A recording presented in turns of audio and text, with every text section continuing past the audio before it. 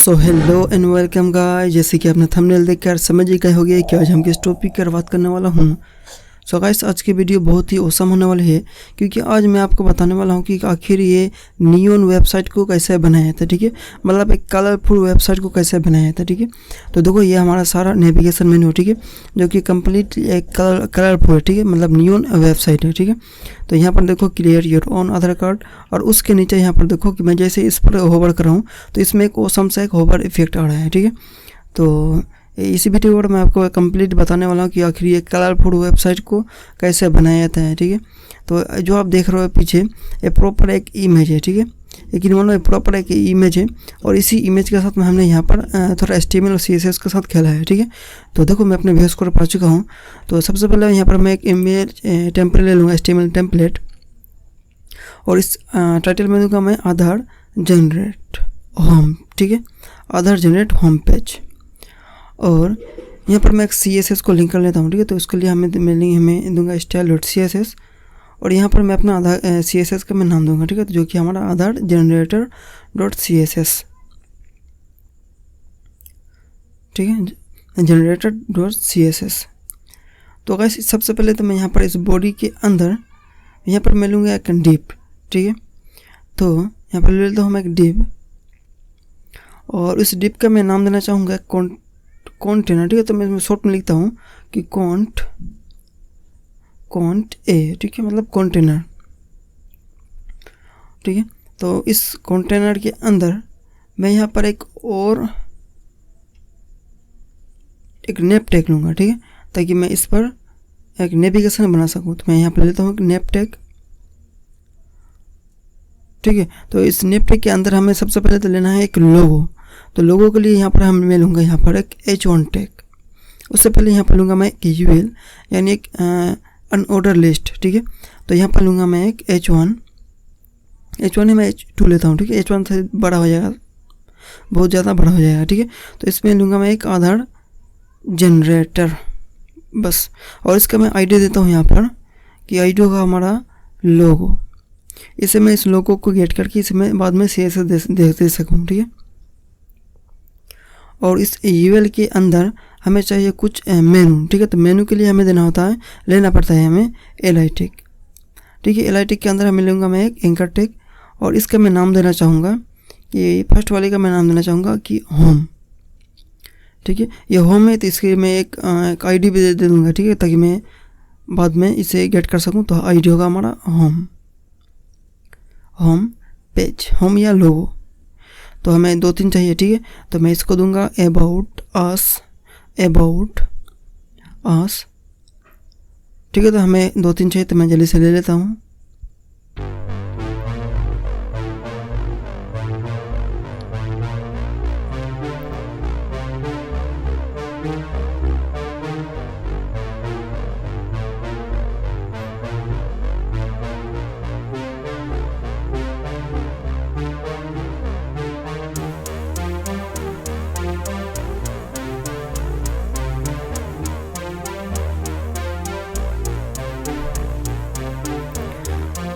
ठीक है, तो बस मैंने यहाँ पर अपना सारा मेनू ले लिया। ठीक है, तो अब मैं चाहता हूँ कि मैं यहाँ पर एक बटन लूँ। ठीक है, तो यहाँ पर बटन लूँगा मैं कि क्रिएट, और इसका ID देना चाहूँगा मैं बटन। ठीक है, BTN। तो इसे मैं सेव करूँगा। मैं आऊँगा अपने इस को पहले कॉपी पेस्ट करूँगा, मैं पाऊँगा ब्राउज़र पर रिफ्रेश। तो देखो यहाँ पर हमारा सारा HTML एलिमेंट यहाँ पर आ चुका है। ठीक है, तो अब मैं इसे दूँगा CSS।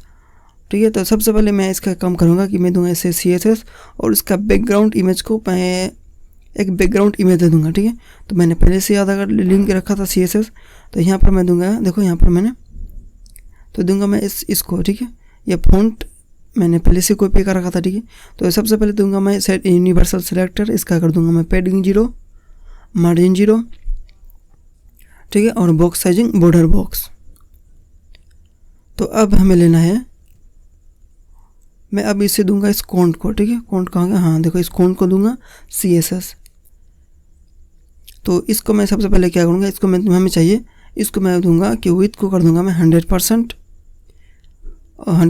और हाइट को भी यहाँ पर कर दूंगा मैं 100 VH। ठीक है, उसके बाद मैं सबसे पहले तो लूँगा एक बैकग्राउंड। ठीक है, बैकग्राउंड इमेज। तो मैं लूँगा यहाँ पर URL और यहाँ पर मैं दूंगा अपना इस इमेज का पाथ को, ठीक है। तो हमारा इमेज का नाम था क्रिएटर, मैं देखता हूँ 1 सेकंड। सो इस इमेज का गाइस हमने फोटोशॉप से पहले से ही बना रखा था, ठीक है। इसको मैंने फोटोशॉप से बाद में पहले से ही बना रखा था, ठीक है। तो हमारा नाम था, इसका इमेज का नाम था 1 सेकंड, क्रिएटर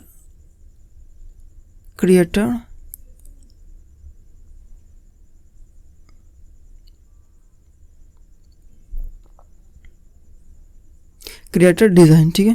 तो इसे मैं रिफ्रेश करता हूँ। सो देखो यहाँ पर हमारा डिज़ाइन इमेज यहाँ पर आ चुका है, ठीक है। तो अब इसे मैं सबसे पहले तो मैं इसका बैकग्राउंड साइज को कवर कर 100% दूंगा, ठीक है।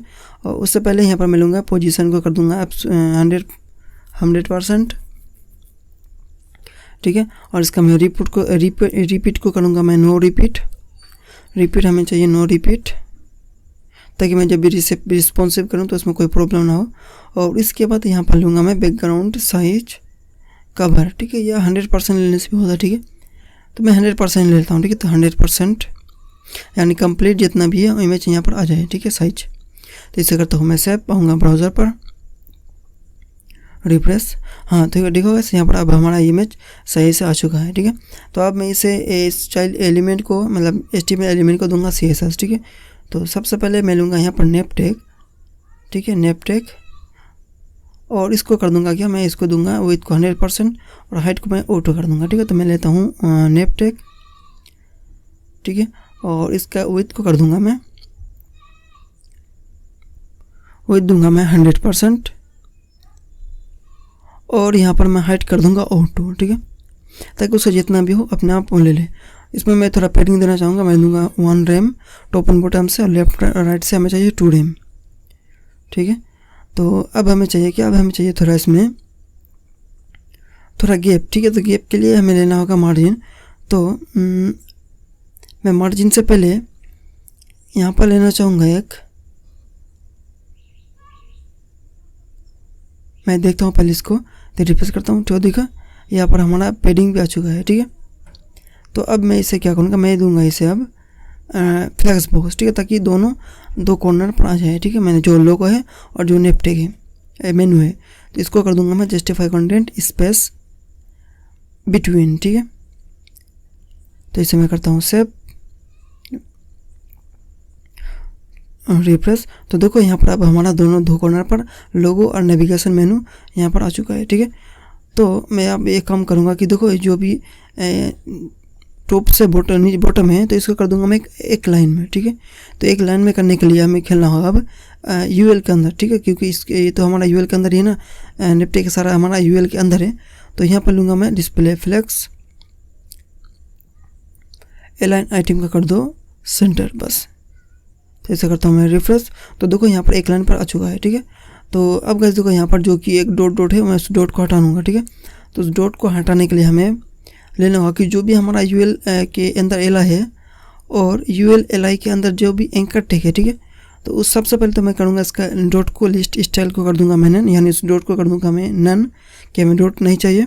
और जो भी अंडरलाइन है उसको मैं हटाना चाहूँगा, तो उसके लिए हमारे पास प्रॉपर्टी है टेक्स्ट डेकोरेशन नन, ठीक है, कि जो भी अंडरलाइन है वो हमारे यहाँ से हट जाए। तो इसका कलर कर दूंगा मैं एक हेक्स कोड, ठीक है। तो हेक्स कोड था हमारा EFEFD, ठीक है, यानी एक वाइट सा कुछ, ठीक है। तो ऐसा करता हूँ मैं रिफ्रेश। तो देखो यहाँ पर अब हमारा ये कलर आ चुका है, ठीक है, कलर भी आ चुका है इसमें थोड़ा। तो अब यहाँ पर मैं दूंगा कि हमें चाहिए थोड़ा इसमें गैप, ठीक है, गैप पर हमें चाहिए थोड़ा मार्जिन। तो इसको दूंगा मैं 0.4 रैम और इसको कर दूंगा मैं 0.5 रैम, ठीक है। तो अब इसको मैं मार्जिन दूंगा, तो मार्जिन दूंगा मैं कि मार्जिन दूंगा मैं लेफ्ट हमें चाहिए कि 0.8 पिक्सल्स, ठीक है। तो और यहाँ पर मैं कम करूँगा, इसका मैं थोड़ा फ़ॉन्ट साइज को बड़ा करूँगा। तो इसको बड़ा करने के लिए हमें चाहिए 1.1 रैम। तो इसे करता हूँ मैं सेव, आऊँगा ब्राउज़र पर, रिफ्रेश। थोड़ा इसमें ये मैं देखता हूँ CSS पर कि मैंने क्या गड़बड़ की। अच्छा देखो मैंने यहाँ पर पिक्सल दिया है, ठीक है। तो हमें पिक्सल नहीं, हमें देना होता है रैम। तो इसको मैं दूंगा 0.5 रैम, ठीक है। और हमें देना होगा यहाँ पर 0.5 रैम, सो देखो यहाँ पर अब हमारा ये सही से आ चुका है, ठीक है। तो इसे मैं अब करूँगा, हमें चाहिए अब कि इसका कर दूंगा मैं पॉइंट वेट को कर दूंगा मैं पहले बोल्ड, ठीक है। और हमें यहाँ पर क्या चाहिए, हमें चाहिए एक टेक्स्ट शेडो, ठीक है, ताकि टेक्स्ट शेडो, ताकि उसके टेक्स्ट पर एक शेडो, ठीक है, मतलब वाइट सा ब्लैक सा एक शेडो, ठीक है। तो मैं जल्दी से यहाँ पर शेडो का प्रॉपर्टी दूंगा। तो हमें चाहिए 007 वाइट, ठीक है। हमें चाहिए मैं लूँगा यहाँ पर 2-3 और इसी को मैं यहाँ पर बढ़ा दूंगा, ठीक है। 7 है तो मैं कर दूंगा इसको 5-6 कर, इसको दूंगा मैं 7 के नीचे दूंगा मैं कोमा सॉरी, इसको यहाँ पर दूंगा मैं 10 और इसको कर दूंगा मैं 21, ठीक है। तो मैं यहाँ पर जल्दी से ले लेता हूँ, ठीक है। तो आप बाद में कॉपी देख कर कॉपी कर लेना, ठीक है।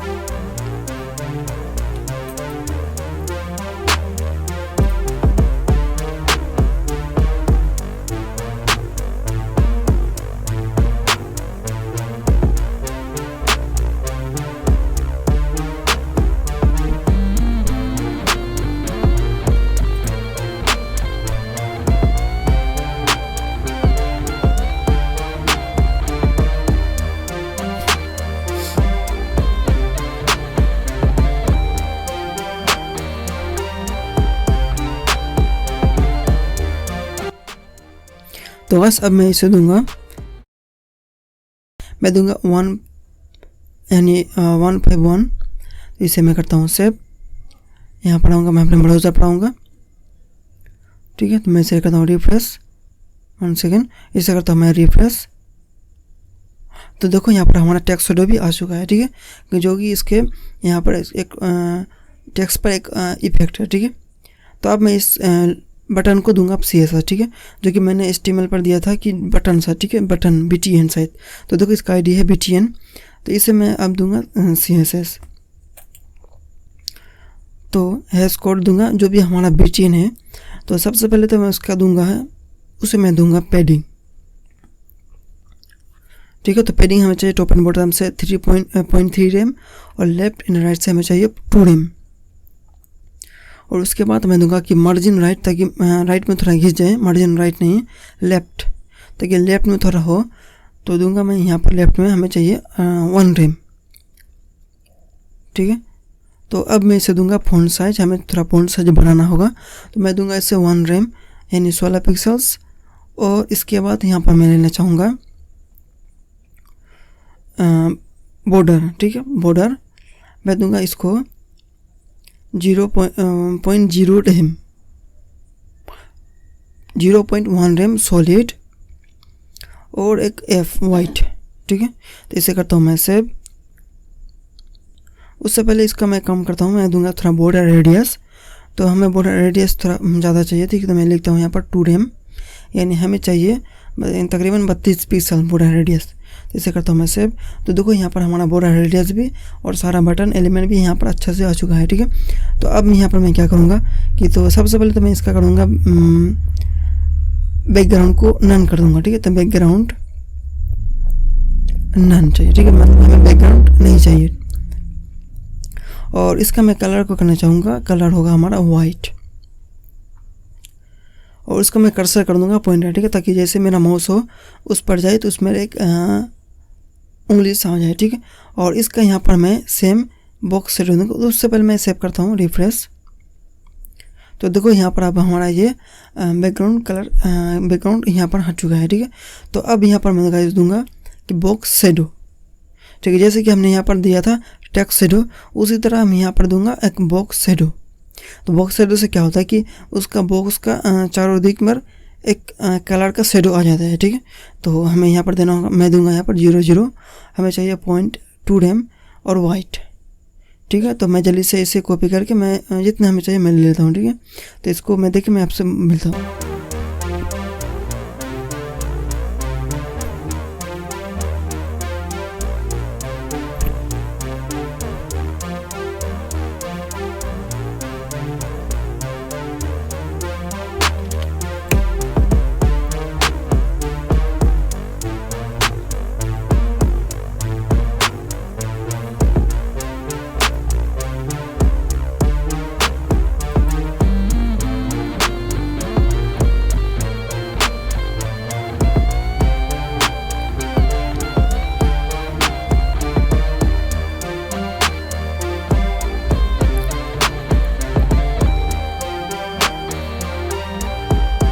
ठीक है बस। तो मैंने यहाँ पर बॉक्स शेडो दे दिया है, ठीक है। देखो एक सारा मैंने, अब मैं से करता हूँ रिफ्रेश, तो देखो यहाँ पर हमारा बॉक्स शेडो भी अच्छे से आ चुका है, ठीक है। तो देखो ये सारा अपना बटन के चारों दिक यहाँ पर एक कलर का शेडो आ चुका है, ठीक है। तो अब हमें चाहिए क्या, अब हमें चाहिए कि जैसे कोई हमारे इस बटन को होवर करे तब उस पर उसका बैकग्राउंड का कलर चेंज हो, ठीक है। तो उसके लिए मैं दूंगा यहाँ पर बिटवीन होवर, और यहाँ पर दूंगा क्या, मैं इसी को कलर को कॉपी करता हूँ। यही कलर हमें चाहिए कि जैसे कोई से होवर करे तो ये कलर हो, ठीक है। तो इसके लिए हमें देना होगा क्या, यहाँ पर बैकग्राउंड, इसको हटा के मैं दूंगा यहाँ पर ये कलर, ठीक है।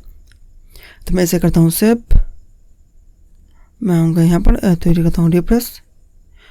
तो देखो जैसे मैं इसे कर रहा हूँ होवर, तो यहाँ पर ये बैकग्राउंड का इमेज कलर चेंज हो रहा है, ठीक है।